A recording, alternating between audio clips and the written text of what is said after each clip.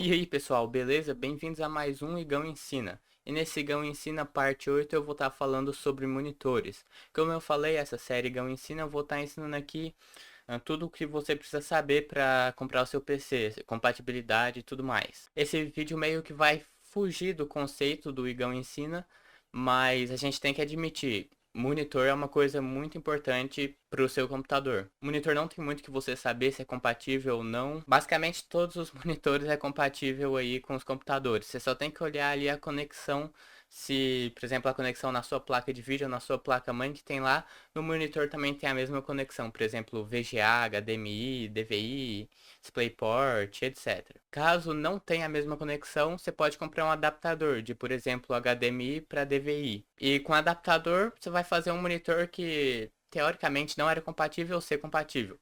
Mas agora que eu já falei como você saber se um monitor é compatível, que não tem muito segredo, se não for compatível é só você comprar um adaptador. Agora eu vou falar aqui mais sobre o monitor, o que você precisa saber para comprar um monitor bom e de qualidade. E mais pra frente no vídeo eu vou estar desmontando uma tela aqui velha de um celular para mim estar tentando mostrar na prática o que tem na tela. Tá, então vamos começar aqui a falar. Dentro de uma tela tem várias camadas, várias películas. Então nessa imagem aqui que eu estou mostrando para vocês é basicamente as películas, vamos chamar aqui de película, tá? São as películas que precisa para uma tela funcionar. Eu não vou estar entrando em detalhes sobre cada camada da película, até porque quando você for comprar um monitor você não precisa saber disso e também nem vai te especificar isso. Tem vários tipos de tela, tem tela IPS, OLED, VA, várias telas aí.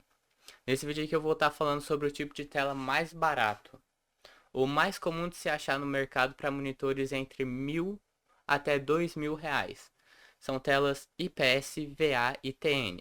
É justamente sobre essas três telas que eu vou falar aqui no vídeo. É possível você achar outras tecnologias de tela, sem ser essas três que eu falei, abaixo dos 2.000 reais. Mas já vai ficando difícil de achar monitores assim. Tá, muita gente confunde LCD com LED. A gente precisa diferenciar aqui as coisas em categorias. Para começar, LED e LCD não tem nada a ver um com o outro. Não tenta associar um com o outro. Eu vejo muita gente falando coisa errada em vídeo. Primeiramente, o LCD significa Liquid Crystal Display, ou traduzindo aqui para o português, display de cristal líquido. Essa é meio que a camada mais importante para o funcionamento da sua tela, no caso se referindo aqui aos tipos de tela LCD. O LCD é caracterizado por essa camada de display de cristal líquido na tela, porque tem várias camadas, como eu falei. E dentro do LCD a gente pode organizar esses cristais líquidos de três formas, como está aparecendo aí na tela agora. E cada uma dessas formas vai originalizar um tipo de tela, seja ela IPS, VA ou TN. IPS, VA, TN é tudo meio parecido, é tudo, digamos assim, da mesma tecnologia. O que muda, na verdade, entre os três é um pouco as moléculas ali dentro do cristal. Mas o resto, o funcionamento dessas telas é muito parecido. Eu já falei aqui sobre LCD, eu tenho que explicar o que é LED, porque é muito comum ver um pessoal confundindo aí, querendo associar LCD com LED. Explicando aqui, um monitor ele pode estar em três categorias. Suponhamos aqui que ele é IPS, se ele é IPS, automaticamente ele vai ser LCD. E se ele é LCD, ele pode ser iluminado de duas formas. Até porque a tela precisa de uma luz. Fica no fundo da tela, antes da película, fica uma camada de luz. E essa camada de luz, antigamente, era usada luz fluorescente. Só que essa luz esquenta, é meio que fácil de queimar e gasta muita energia. Então ela foi substituída pela luz LED. Então, um monitor que ele é IPS, ele é automaticamente LCD e ele pode ou não ser IPS. Se você está comprando um monitor agora em 2020 que não seja usado, é quase que 100% de certeza que ele vai ser LED. Luz fluorescente é uma coisa que está sendo pouquíssimo usada, gasta energia, esquenta e também é caro para fazer. É por isso que marcas mais bem conceituadas aí de monitores, elas especificam, por exemplo, esse monitor aqui da Dell, ele especifica que ele é IPS LCD e ele é retroiluminado por LED. Mais pra frente aí no vídeo eu te explico a diferença entre monitor IPS, TN e VA, mas agora eu tenho que te explicar outra coisa que é muito importante na hora de você comprar um monitor.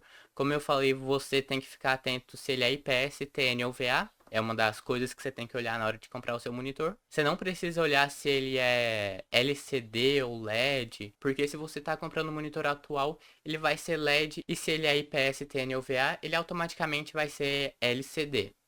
Então você tem que gravar aqui a diferença entre TN, LCD e VA. Mas antes de eu falar a diferença entre esses três, eu mostrei a diferença ali nos cristais, mas na prática tem uma diferencinha, eu vou falar mais pra frente no vídeo. Eu tenho que explicar outra coisa aqui, que é a taxa de atualização do monitor. Ela é medida em Hertz, ou seja, Hertz é ciclos por segundo, ou seja, quantas vezes o seu monitor pisca por segundo. A maioria dos monitores é 60 Hz. Para o pessoal que é gamer, é interessante ter um monitor ali de 120 Hz. Tem gente que fala que não tem nenhuma diferença um monitor ter 120 Hz e o outro ter 60. É um assunto bem discutido, mas conforme vai aumentando mais e mais os Hz, mais difícil fica para você perceber a diferença. Eu já vi uma tela 144 Hz e comparado com 60 Hz eu percebi ali uma diferencinha. Mas isso, como eu falei, varia de pessoa para pessoa. Ou seja, se você tem por exemplo, uma placa de vídeo aí que você fica jogando em Full HD a 120 FPS, não vai fazer diferença se você tem um monitor de 60 Hz. Ou seja, FPS é os quadros do jogo por segundo. Ou seja, tá trocando de imagem 120 vezes por segundo no jogo e seu monitor pisca 60 vezes por segundo, seu jogo pode estar 120 FPS que na verdade ele vai estar 60 FPS. O que você vê vai estar 60 FPS. A mesma coisa que eu falei aqui também se aplica para resolução. Se você está jogando um jogo 4K em um monitor Full HD, não vai ter muita diferença. Os ícones normalmente ficam um pouco menor, só isso. Ou seja, se você tem uma placa de vídeo forte, é importante que você também tenha um monitor bom para poder desfrutar tudo que a placa de vídeo consegue te entregar. É por isso que eu valorizo muito um monitor no computador. Se você tem um PC ali parrudão que roda 4K, 120 FPS, o que vai adiantar você ter um PC desse sendo que você tem um monitor Full HD 60 Hz? Não vai mudar muita coisa. Também é importante falar aqui da resolução. Eu sei que a maioria das pessoas que está vendo esse vídeo sabe o que é resolução, mas a resolução não deixa uma imagem melhor que a outra. A qualidade da imagem deixa ela mais bem definida. Isso sim, de forma bruta, não estaria muito errado a gente falar que uma resolução maior deixa a qualidade melhor. Mas o mais certo a se dizer seria que dá para ver mais detalhes com uma resolução maior. E para quem ainda não entendeu, tá basicamente aí a diferença de uma resolução menor para uma resolução maior. Agora vamos falar aqui sobre o tempo de resposta de um monitor, que é medido em milissegundos. Abreviando isso fica ms. Então nas especificações ali do monitor, você vai ver, por exemplo, 5 ms, que é o tempo de resposta de 5 milissegundos. Esse tempo de resposta de 5 milissegundos, um jogador que não é competitivo já é um tempo de resposta bom. Para quem joga de forma profissional ou competitiva, é importante ter um tempo de resposta quanto menor, melhor. Mas afinal, o que é o tempo de resposta? O tempo de resposta é meio que o tempo que o seu monitor leva para trocar de um frame para o outro. Não é exatamente isso, mas de um frame para o outro pode aparecer um pequeno borrão. Por exemplo, eu tô andando aqui, eu dei um passo. Suponhamos aqui que trocou de frame. E o monitor com tempo de resposta alto vai ficar um pequeno embaçado entre esse passo e outro. Agora um monitor com tempo de resposta mais alto vai ficar com menos embaçado entre um passo e outro. Lembrando que eu usei isso aqui como exemplo. E também é importante falar outra coisa, que é o pixel por polegada. É comum você ver aí nas especificações PPI, que é a forma abreviada de se escrever pixel por polegada. Basicamente, quanto maior, melhor o pixel por polegada. Isso não é uma coisa que se olha muito normalmente nas especificações de monitor. Não, você não precisa olhar muito isso. Mas como eu falei, quanto maior, melhor. É muito comum você ver isso nas telas celulares, especificando PPI. Ou seja, em uma polegada, quantos pixels tem nessa polegada? Esse é o PPI. Está escrito lá 330. Tem 330 pixels numa polegada da sua tela. Agora eu vou fazer uma pergunta para você. Imagina um monitor de 24 polegadas e outro de 27 polegadas, os dois com a resolução Full HD. Qual você acha que vai ter um maior PPI? Qual você acha que é? Se você respondeu de 27 polegadas, você está errado. Porque já que os dois têm a mesma resolução, para colocar a resolução Full HD em uma tela menor, um pixel vai estar ali juntinho do outro, vai estar mais comprimido. ou seja, o PPI vai ser maior. Enquanto no monitor de 27 polegadas o PPI vai ser menor. Lembrando que quanto maior o PPI, melhor. É por isso que pulseiras inteligentes que têm tela pequena normalmente não vai ter uma resolução Full HD, porque como é uma tela pequena, os pixels ali vão estar muito perto um do outro, então uma resolução ali talvez 480p já seja suficiente. Tá, agora eu já falei meio que tudo que você devia saber sobre o monitor, mas vamos dar uma revisada aqui. Você tem que saber se o monitor é IPS, TN ou VA. O monitor vai ser um desses três. Suponhamos aqui que ele seja IPS. Depois que você olhou que ele é IPS, você vai ver o tempo de resposta dele. Será que tem um tempo de resposta aceitável? Por exemplo, eu jogo, eu preciso de um tempo de resposta de 5 milissegundos. Então, se ele tem 5 milissegundos, ok. Vamos olhar a próxima coisa. Minha placa de vídeo é uma placa de vídeo parruda. Eu jogo a 120 FPS em Full HD. Então eu vou comprar um monitor que seja Full HD a 120 Hz. Ou seja, tá aí as quatro coisas que você é praticamente obrigatório você olhar isso caso você for comprar um monitor. Isso aqui que eu tô falando não se aplica só para monitores, aplica para qualquer tipo de tela, seja de celular, televisão, qualquer tela. É claro que tem umas tecnologias diferentes, eu tô explicando aqui as mais acessíveis. Se vocês quiserem um vídeo sobre as tecnologias mais caras, aí eu posso explicar o jeito que ela funciona, porque eu já expliquei aqui o jeito do LCD. Tá, mas agora falando um pouco melhor aqui sobre IPS, VA e TN, que eu falei que eu ia explicar aqui. O IPS ele é caracterizado por ter uma boa imagem, por causa da forma que as moléculas dentro dos cristais se organizam. Porém, ele é caro de se fabricar e monitores IPS normalmente não têm um tempo de resposta nem uma frequência muito alta. Ou seja, para que tipo de pessoa vai usar um monitor IPS? É aquela pessoa que valoriza muito a cor da imagem e o ângulo de visão principalmente. Se você tem uma TV, por exemplo, e junta um monte de pessoa na sua casa para ver jogo de futebol, que fica até gente de lado assim da TV, é importante você ter uma televisão IPS. Tem outras tecnologias aqui, mas dentre essas três, IPS vai ser uma boa escolha para quem quer ter um ângulo de visão e cores bonitas. Também tem o TN. No TN, a molécula dentro do cristal se organiza de forma diferente. Isso gera cores piores comparado ao monitor IPS e também gera um ângulo de visão pior. Porém, ao contrário do FPS, ele é mais barato de ser fabricado, consegue atingir frequências maiores e consegue ter um tempo de resposta menor também. Ou seja, um é meio que o contrário do outro. Eles estão ali usando praticamente a mesma tecnologia, só muda o jeito da molécula do cristal. Mas se você reparou, enquanto um é barato de ser fabricado, o outro é caro. Enquanto um tem o ângulo de visão bom, o outro não tem.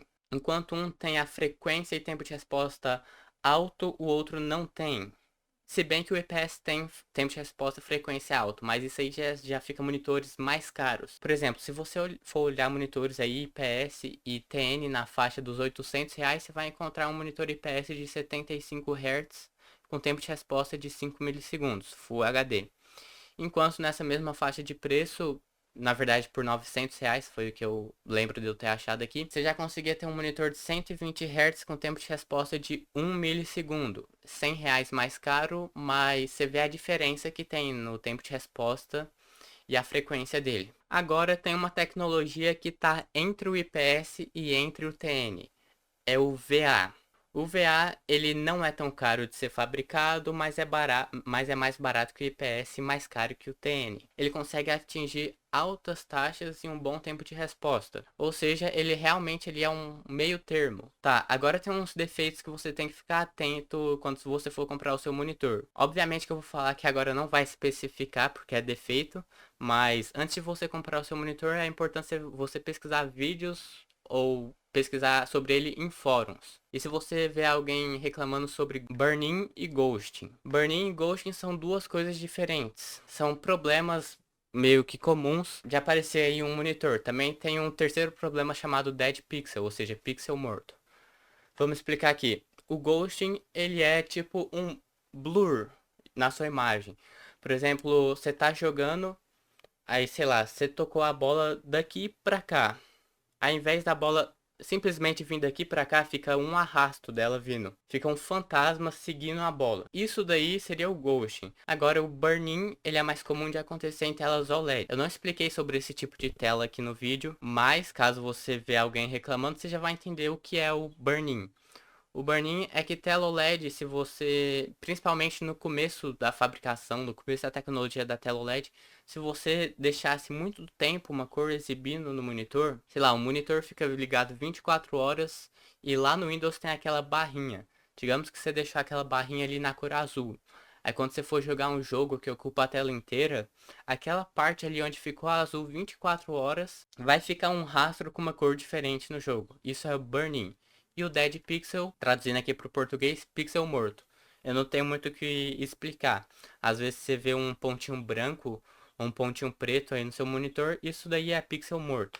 Dependendo da tecnologia dele, vai aparecer ou um pixel branco ou um pixel preto. Então tá, pessoal, tá aqui a tela que eu falei que eu ia abrir no começo do vídeo. É uma tela estragada de um iPhone 5S, que por sinal é uma tela IPS. Eu não vou estar explicando aqui para que serve, o que é cada película, até porque não é esse o intuito do vídeo, é explicar o básico. Tá aqui, primeira camada. Lembrando que naquela foto que eu mostrei, tava mostrando no que tinha 6 camadas. Aqui, ó, uma camada, certo?